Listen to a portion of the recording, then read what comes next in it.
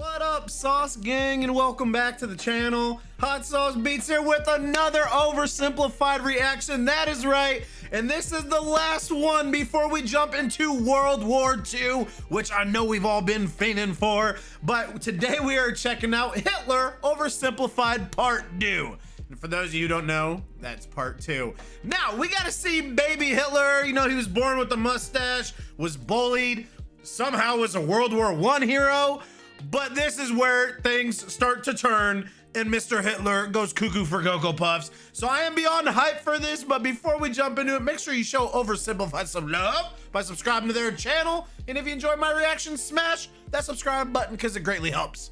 But enough talking, let's get to reacting and roll that bomb message. Go! Hot Sauce Beats is finally here. Hot Sauce Beats is finally here. Eat, sleep, make beats. Eat, sleep, make beats. Hot Sauce Beats! Woo -woo. Oh, Hitler, why were you so crazy? Play!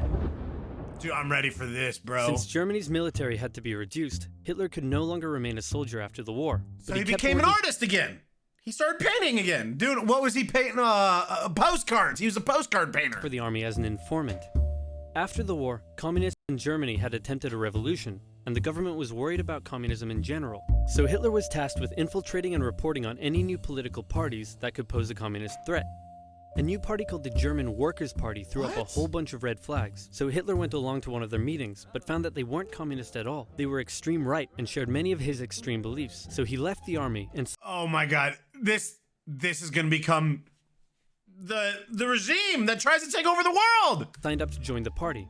His fantastic speaking abilities impressed the party's leadership and supporters, and he very quickly rose to the top.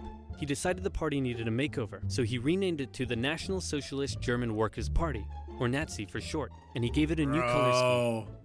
The Nazis weren't very specific on policy, but Hitler made extravagant promises to return Germany to its former glory by undoing the Treaty of Versailles and reuniting all ethnic Germans into one nation. He also said that— So that's gonna require taking over Poland? That's gonna require taking over Poland? Bruh, I didn't know that he like joined a party and then took over it, and apparently he's got great speaking. Actually, I think I knew he had great speaking skills. Because I think that was like the main way that he like united people behind his cause for world domination. Sorry. That only pure Aryan people should be allowed to be citizens, and Dude, that all Jews would lose their citizenship. Shit, man. These ideas were already common in extreme right politics, but what set the Nazis apart was Hitler himself, and they quickly became the leading party on the extreme right. Many of the political parties in Germany at the time had paramilitary wings, and the Nazis were no different. Hitler set up the very descriptive Whole Protection Detachment, later changed to the very delightful Gymnastic and Sports Division, and finally settling on the ominous Storm Detachment, or SA for short. Their job was to defend Nazi party meetings and intimidate political— Nazi. Is it Nazi? I've always said Nazi. Nazi. Nazis. The Nazis. Maybe it is. Is it Nazi? Nazi. God, now both sound weird in my head. You ever have that where you just like keep saying a word and it just sounds more and more weird? Nazi. Not anyways. Opponents. And they would frequently engage in battles with communists on the streets. Since the Allies had demanded a reduction in Germany's military size, many trained soldiers were left unemployed. They liked the Nazi ideology, and it was only natural for them to join the SA, which grew larger and larger over time. The new democratic government that formed after World War I was pretty weak and ineffective. In order to pay reparations to the Allies, it started printing more money. The problem is that printing money doesn't actually give a country more money, it just makes money less valuable. So as the country printed more and more money, it became worth less and less, and the currency crashed. In 1919, $1 US was worth about 4 German marks. By December 1923, $1 US was equal to 4.2 trillion marks. The price— Is that real life? Bro, you want to talk about crashing? The price of bread rose to 200 billion marks. Banknotes became worthless. Unsurprisingly, in such an economic crisis, Germany struggled to pay the Allies. The French were pissed about this, so they occupied the Ruhr, an area full of factories, and took the economic output from the area as payment. They treated the German civilians badly, and in total, approximately 130 Germans were killed during the occupation. Germans were furious, and Hitler and the Nazis thought that now would be a great time to lead a revolution. In November 1923, inspired by something a certain bold Italian man did a year earlier, Hitler stormed a meeting at a beer hall and called for an uprising against the government. With his supporters, he marched on the streets of Munich, hoping the police would join his side. They did not. Hitler was put on trial for treason. He could have been sentenced to life, but the right-wing judges thought he was a pretty cool guy. Hitler knew the judges and knew that they would be lenient. You remember me? Remember me when I got shot? He took the opportunity to make impassioned speeches during the trial. And in the end, he was sentenced to just 5 years in prison, of which he only served 9 months. And when I say prison, it was more like a pleasant hotel stay where he had plenty of time to write a book. The whole affair was covered by the media nationwide, and it made Hitler famous. Hitler and his extreme message were now known throughout Germany, but the everyday Germans still didn't care much for him. In the 1928 election, the Nazis only won about 2% of the vote. Many were still intimidated by all the violence and the shouting and how unpolitician-like he was. But a new economic crisis would change all of that. I could just never get over that mustache, bro. So did he, he shaved it like that. Like what? I'm just so confused, bro. Why? Hey, I look like an idiot. I'm on one a day, I'm sorry. America agreed to give it loans. In October 1929, the Wall Street crash happened, and America wanted its money back. The economic strain this put on an already struggling Germany was severe. Unemployment skyrocketed, poverty was widespread, and Germans were sick of it. It was clear that the newly formed democracy wasn't working. In the face of crisis, Germans began moving to the political extremes. If you were German and wanted change, your choices now were either the communists or the Nazis. Hitler claimed that I'm so confused. What's different between the Nazis and communism, though? Like, it's the same thing. So I'm guessing there's just some political ideologies in either or that separate it from the two. Because Nazis is communism. He was the only one who could return Germany to its former glory. The Nazi Party used propaganda to make Hitler seem like a great and powerful man, and they gave the German people a scapegoat to blame for all their suffering. The promise of a single strong dictator was a breath of fresh air for Germans after years of failing democracy. Some bought into his extreme ideology. Some didn't agree with the racism, but were willing to vote for him anyway. Many didn't know much about politics at all, but just got caught up in the hype. Election after election, the Nazis became more and more popular, until in 1932, they became the biggest party in the German parliament. Hitler came to truly believe that he was some sort of great, destined savior of Germany. He turned megalomaniac. He decided to run for president, and did surprisingly well, but still lost to the extremely popular World War I general, Paul von Hindenburg. So I'm confused. So what? The Nazi Party won, though. So doesn't that mean he became president, or how does that work? What? Or was there someone else running in his party?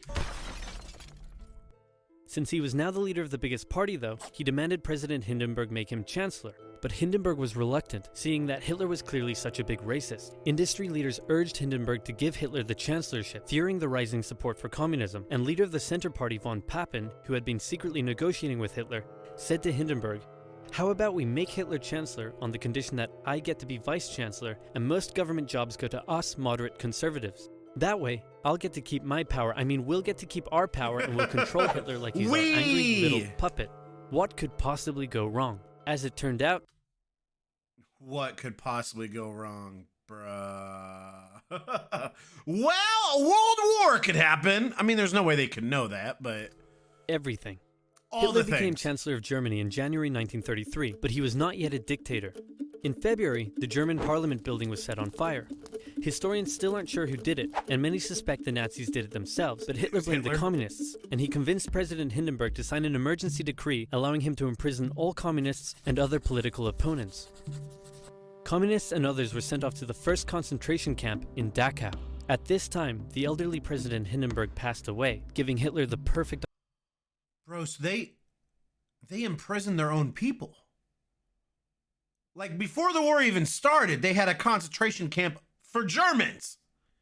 Wow. He introduced a law to Parliament that would allow him to make all future laws and decisions entirely on his own. With his political opponents imprisoned and the SA intimidating others, Hitler's law passed.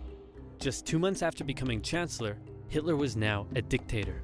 He still had one problem. The leader of the SA wanted the SA to take over the job of the regular German army, and the German army didn't like that idea. Hitler needed to maintain the support of his professionally trained German army, more so than his rough and rowdy SA.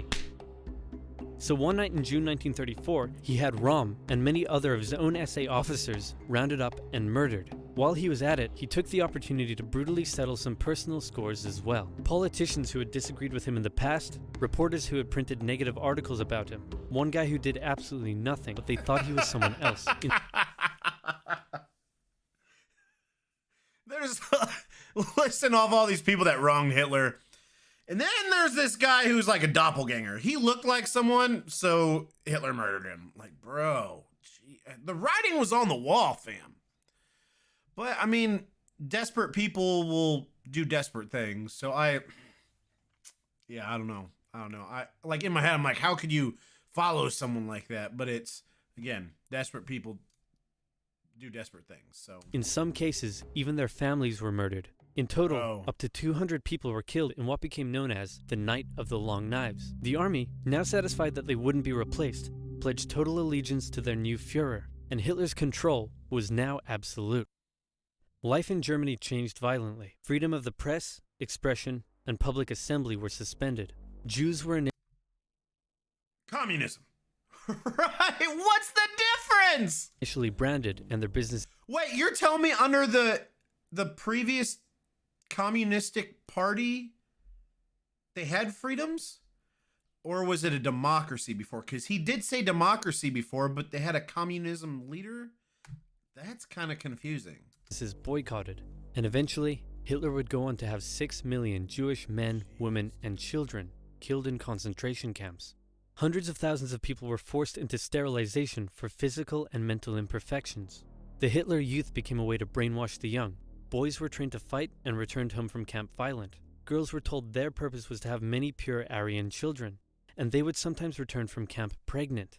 Wow. When their parents were understandably horrified, their children would threaten to turn them over to the Gestapo for standing in the way of Germany's greatness. The standard greeting changed, and you could be sent to a concentration camp for not using it. This way, it seemed like everyone was a Nazi supporter. If you dared oppose Hitler or speak out against him in any way, you also would be sent to a concentration camp. Bro, for not doing the, for not waving the Hitler way, you could die.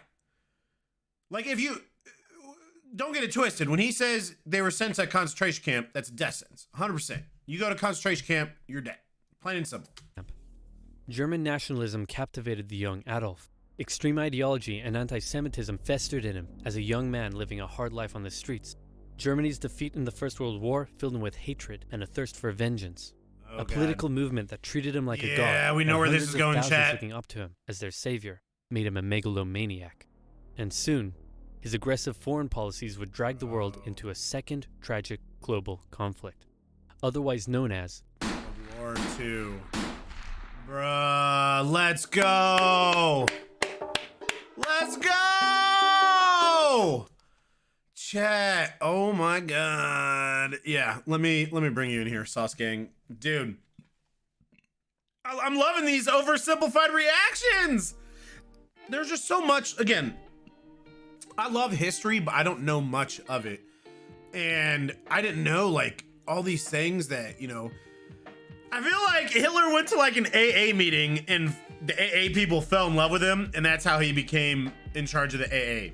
I know it's not AA, but that's just crazy. Like, and he was hired to be an infiltrator, and he essentially, which that is how he essentially became the Hitler that we know, because he infiltrated a group, persuaded them, they liked him, he rose to the top.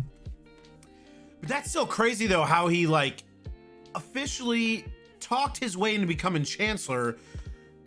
The president died, Hitler probably killed him, and then he's just in charge, and then all heck breaks loose, and then it's and chat, please explain to me, let me know in the comments, what's the difference between communism and the Nazi or Nazi party?